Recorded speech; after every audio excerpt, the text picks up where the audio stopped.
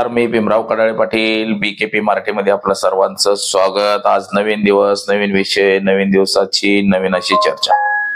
आज चर्चा घेऊन आलोय म्हणजे बघा, इंदापूर तालुक्या म्हणजे इंदापूर शहरामध्ये मालोजीराजे भोसले यांची जुनी तहसीलदार कचेरी या ठिकाणची जी गडी आहे ही 1606 साली मालोजीराजे म्हणजे शिवाजी महाराजांचे जे आजोबा यांची या ठिकाणी गडी आहे आणि या गडीच्या कडेला जे अतिक्रमण झालेलं आहे म्हणजे तिथं काय राहणारे लोक आहेत त्याच्या कडेला मुस्लिम समाजानं अतिक्रमण केलंय असं काही हिंदुत्ववादी संघटनेचं मत आहे। आता ह्याच्यात म्हणजे सकल हिंदू समाज जो आहे इंदापूर तालुक्यातला त्यांनी काल इंदापूर पोलीस स्टेशनचे पोलीस निरीक्षक सूर्यकांत कोकणे यांना आंदोलनाचं निवेदन दिलेलं आहे। त्यांचं आंदोलन आता त्या विषयाची आज आपण चर्चा घेऊन आलो। तर चला, सर्वप्रथम आपण जर चॅनल सबस्क्राईब केला नसेल तर चला चॅनल सबस्क्राईब करावा आणि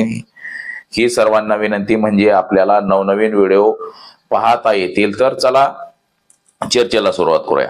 बघा, महाराष्ट्रासह देशामध्ये जातीवाद आणि जातीय तेढ निर्माण करणारे प्रश्न अनेक वेळा उपस्थित होतात आणि देशामध्ये जात आणि धर्म याच्यावरती सध्या राजकारण सुरू आहे। एकीकडे गोरक्षकांचं आंदोलन असतील किंवा सकल हिंदू समाजाची आंदोलन असतील। सकल हिंदू समाजाचं बघा नेतृत्व पाठीमागं नितेश राणे यांनी केलं होतं, ते आपण पाहिलेलं आहे। त्यांनी किती वादग्रस्त अशी वक्तव्य केली होती। त्यानंतर त्यांचे आता पूर्ण वक्तव्य मुख्यमंत्र्यांनी समज दिल्यानंतर वक्तव्य बंद झालेले आहेत। आता यवत या ठिकाणी गेल्या आठवड्यातच फार मोठ्या प्रमाणात अशी दंगल झाली, गाड्या जळाल्या, घरं जळाली, पुन्हा एकाची बेकरी जळाली, 20-25 लोकांना जेलमध्ये टाकलेलं आहे। या पार्टीचे काय त्या पार्टीचे काय, त्या ठिकाणी देखील मशिदीचं अतिक्रमण असो किंवा स्टेटस ठेवणं असो, या गोष्टीवरनं ही दंगल यवत या ठिकाणी पेटली। त्या ठिकाणचं आपण पाहिलेलं आहे कशा पद्धतीनं हे तिथं सुद्धा अशाच पद्धतीनं एक गोपीचंद पडळकर आणि संग्राम जगताप यांनी भाषणं केली होती। ही कशी भडकाऊ भाषणं झाली आणि त्यानंतर वाद काय झाला हे आपण सर्वांनी पाहिलेलं आहे। आता त्याचीच पुनरावृत्ती इंदापूर तालुक्यामध्ये होती की काय असं एकंदरीत आपल्याला चित्र दिसतंय। आता हा विषय आहे इंदापूर तालुक्यातला सकल हिंदू समाज या समाजाच्या काही संघटनांनी तसंच सकल हिंदू समाज जी संघटना आहे या संघटनेनं या अगोदर देखील 1-2 वेळा पोलीस प्रशासन तसंच जिल्हाधिकारी कार्यालय, तहसील कार्यालय, मंत्रालय यांना निवेदन दिलेलं आहे। या गडीच्या कडेला म्हणजे इंदापूर तालुक्यामध्ये शहरामध्ये मालोजीराजे भोसले यांची एक गडी आहे, म्हणजे त्यांचा छोटासा किल्ला त्या काळातला होता असं समजलं जातं। म्हणजे तिथं ये जा व्हायची आणि या ठिकाणी त्याच्या आजूबाजूला म्हणजे त्याच्या कडेला काही लोकांचं अतिक्रमण आहे असं हिंदुत्ववादी संघटनेचं मत आहे। म्हणजे ते मुस्लिम समाजाने अतिक्रमण केले आणि ते प्रशासनानं वेळेत काढावं, अन्यथा आम्ही ते अतिक्रमण पाडू असं आशयाचं हिंदुत्ववादी संघटनांचं मत आहे।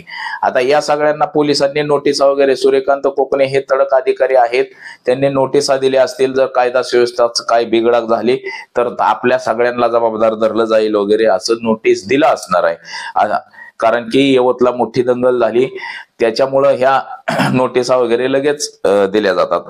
आता या संघटनांनी तक्रारी अर्ज दिला म्हणजे याच्या अगोदर देखील दिलेला होता, परंतु अद्याप त्याच्यावरती काही कारवाई झाली नाही प्रशासनाकडून।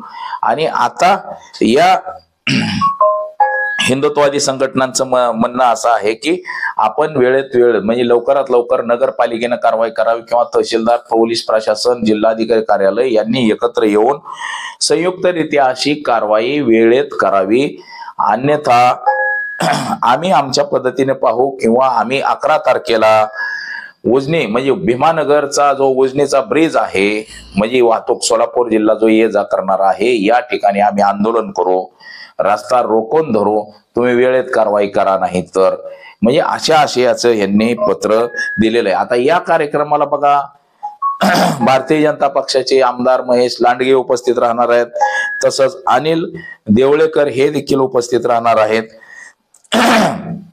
आता ही गडी जुनी आहे, म्हणजे ह्याची जी भिंत आहे या भिंतीला हे सगळं अतिक्रमण झालेलं आहे असं या लोकांचं मत आहे. परंतु कायदा सुव्यवस्था राखणं हे देखील आता पोलिसांची जबाबदारी आहे.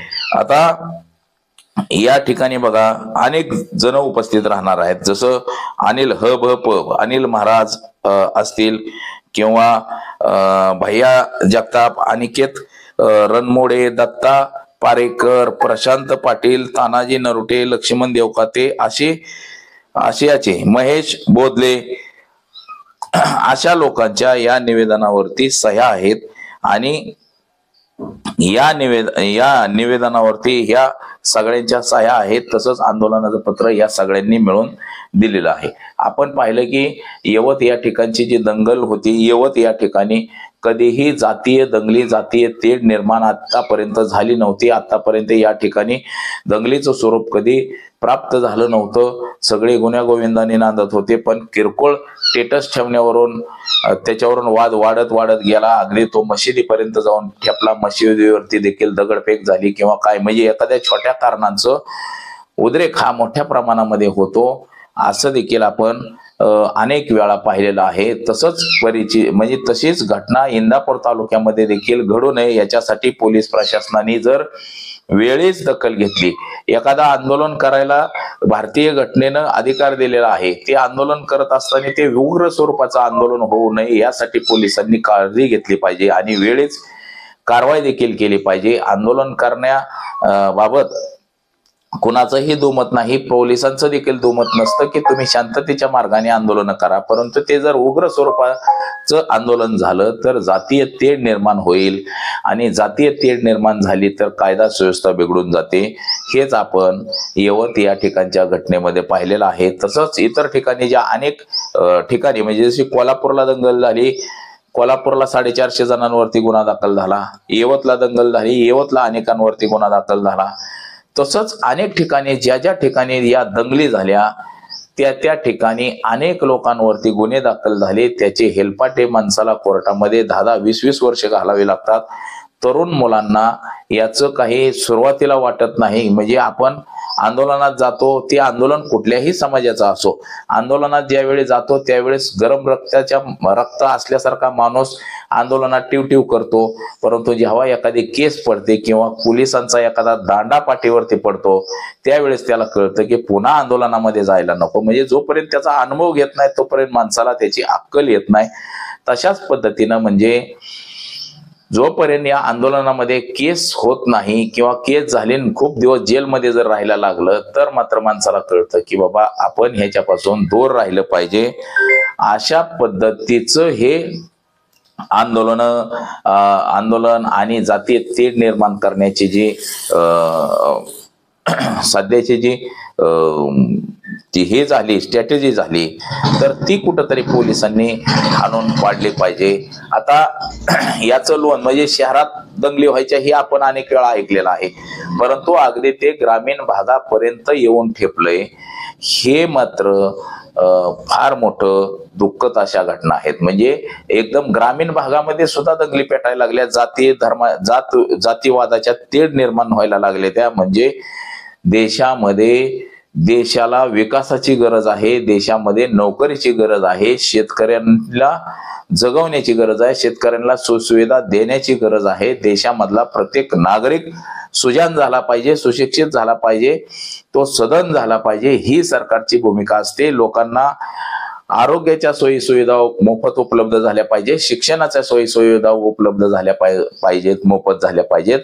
हे सगळं सोडून हे जात आणि धर्माकडे हे राजकारण भयानक पद्धतीनं चाललेलं आहे आणि याला लगाम लावणं हे देखील सरकारच्याच हातात असतं. परंतु इतर देशाचं राजकारण जर आपण पाहिलं तर ते विकासाचं राजकारण असतं आणि आपल्या देशात म्हणजे भारतामध्ये जे राजकारण होतंय ते जाती द्वेषाचं, जात आणि धर्म याच्यावरती राजकारण आधारलं गेलेलं आहे. म्हणजे विकास हा बाजूलाच राहिलेला आहे, विकासाचं कोणालाही पडलं नाही. अगदी नागरिकांना देखील विकासाचं काही देणं घेणं नाही. फक्त हिंदू धर्म टिकला पाहिजे, मुसलमान धर्म टिकला पाहिजे, बौद्ध धर्म टिकला पाहिजे, ख्रिश्चन टिकला पाहिजे, पारशी टिकला पाहिजे, ईसाई टिकला पाहिजे. म्हणजे जेवढे भारतामध्ये धर्म आहेत त्या प्रत्येक धर्माच्या माणसाला वाटतं की आपला धर्म टिकला पाहिजे आणि आपला धर्म मोठा झाला पाहिजे. जसं जैन समाजाला वाटतंय की कबूतर म्हणजे आमच्यासाठी देव आहे, ते लोक मरली काय जगली काय काय झालं काय त्याचं काही देणं घेणं नाही.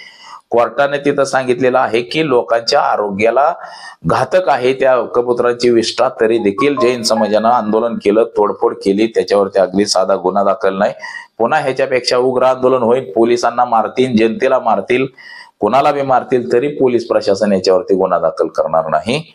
म्हणजे देशामध्ये फक्त जात आणि धर्म आणि मतांचं राजकारण सध्या तरी सुरू असल्याचं एकंदरीत आपल्याला दिसतंय. त्यामुळं अशा ज्या घटना आहेत अशा घटनांना सरकार देखील पाठबळ देतं की आंदोलन करा, मोर्चे काढा, दंगली पेटवा, तुम्हाला काय करायचे करा, खून करा, मारामाऱ्या करा, बलात्कार करा, अपहरण करा, काही करा, तुम्हाला काही होणार नाही. जरी तुमच्यावर गुन्हा दाखल झाला तर अटक करणार नाही आम्ही, आणि लोकांचा दबाव आला अटक करण्यासाठी तर मात्र तुम्ही 8 दिवसात बाहेर कसे याल याची बी आम्ही जबाबदारी घेऊ. अशा पद्धतीचं राजकारण हे देशामध्ये सरकार पुरोहित ही कामं होत आहेत की काय, अशी सर्वसामान्य लोकांना पडलेली शंका आहे. तर अशा पद्धतीच्या छोट्या आंदोलनातूनच याचा मोठा भडका देखील होऊ शकतो, हे देखील पोलीस प्रशासनानं गांभीर्यानं पाहिलं पाहिजे. तर बघा, इंदापूर तालुक्यातलं जे आंदोलन आहे हे आंदोलन व्हावं म्हणजे प्रत्येक नागरिकाला अधिकार आहे आंदोलन करण्याचा, परंतु ते शांततेच्या मार्गाने आंदोलन झालं पाहिजे. नाहीतर यवत सारखी परिस्थिती पुन्हा इंदापूर तालुक्यामध्ये देखील उद्भवू शकते. याची काळजी ही पोलीस अधीक्षक गिल साहेब आणि इंदापूरचे पोलीस निरीक्षक सूर्यकांत कोकरे साहेब यांनी देखील घेतली पाहिजे, असं सर्वसामान्य लोकांना देखील वाटतंय. तर आज एवढंच. कॅमेरामन अनिकेत सह मी भीमराव कडाळे पाटील, BKP मराठी, इंदापूर, पुणे.